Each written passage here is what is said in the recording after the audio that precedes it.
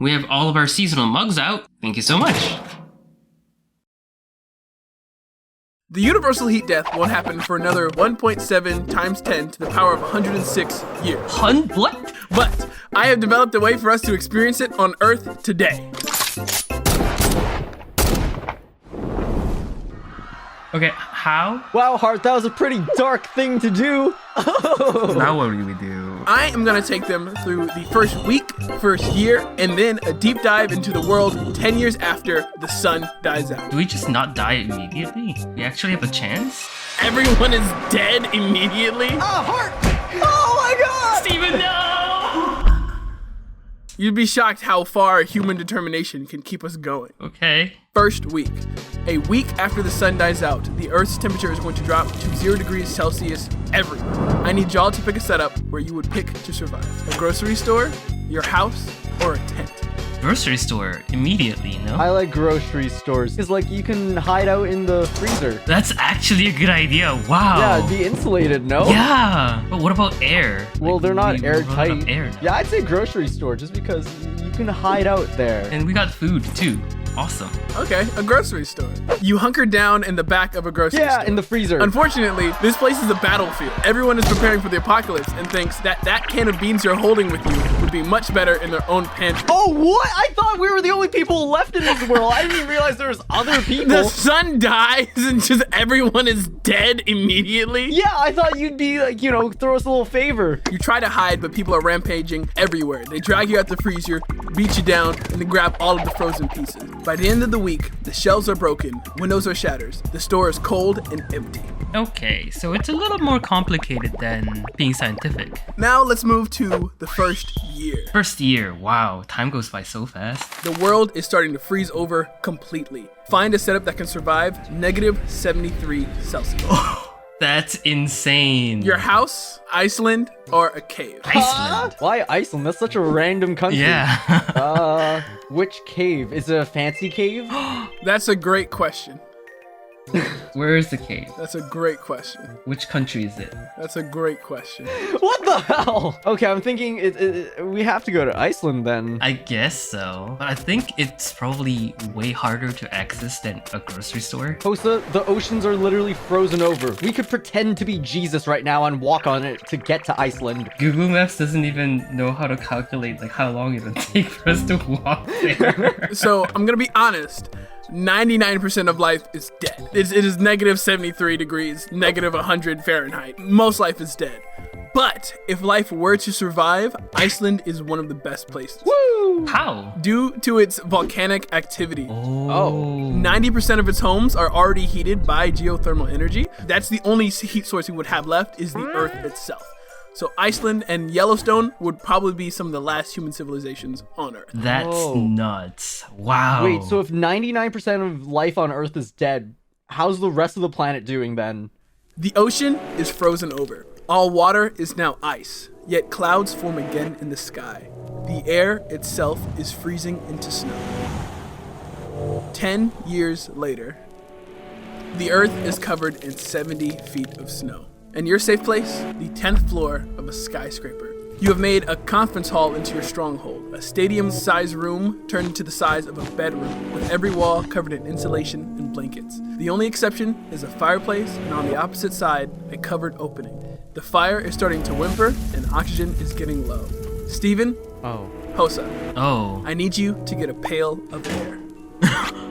What? Oh! You're right, it's frozen. Oh. Oh no! A question. Is it just us two in the skyscraper or are there other people here too? I'm here with you. Ah, Hart! Ow! When'd you get here? Where were you the past decade? Crying and freezing.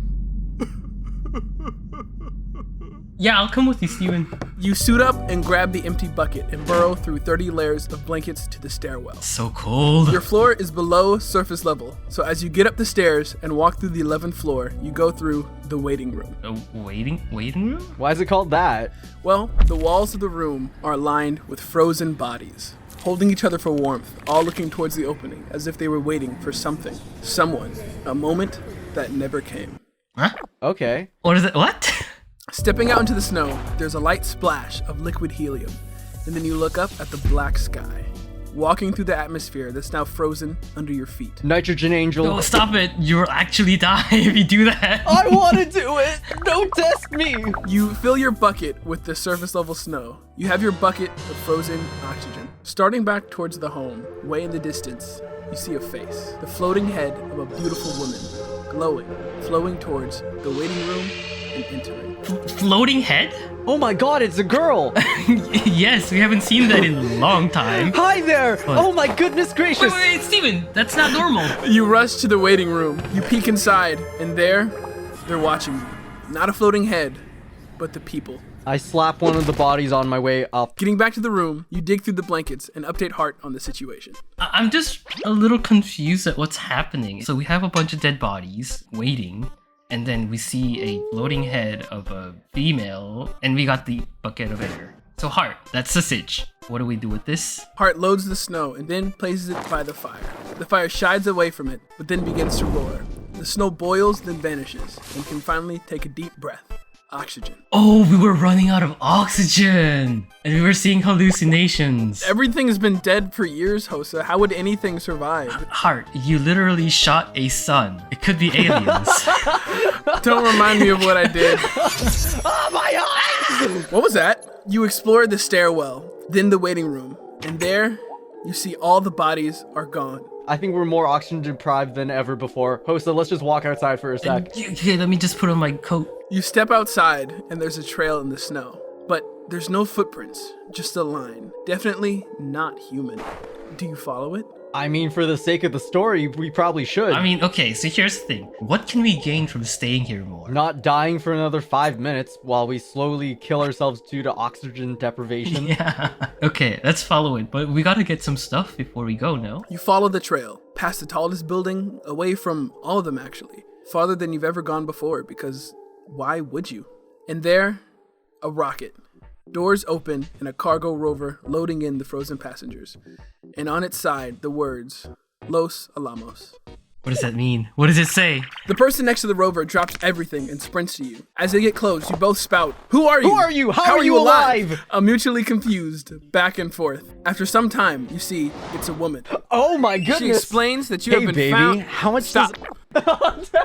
You have been found by Los Alamos, a nuclear plant in New Mexico that has been running stable for the last few years. This is an alien? It's crazy to see anyone alive. Ew, your voice. It sounds like Hart. Okay.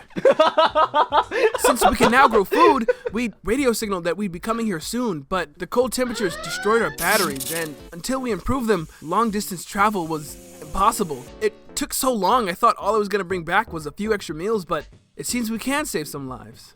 Wow, for someone who lives in Mexico, your English is impeccable. That's an American state, you racist. Oh no! You know what? Oh my gosh! What? She grabs Hosuh, You slut! leaving Steven behind Oh and my Hosuh god! towards his new nuclear home. Wait, go back! What are you doing? We need Steven! No, he was annoying. Steven, no! You can go back.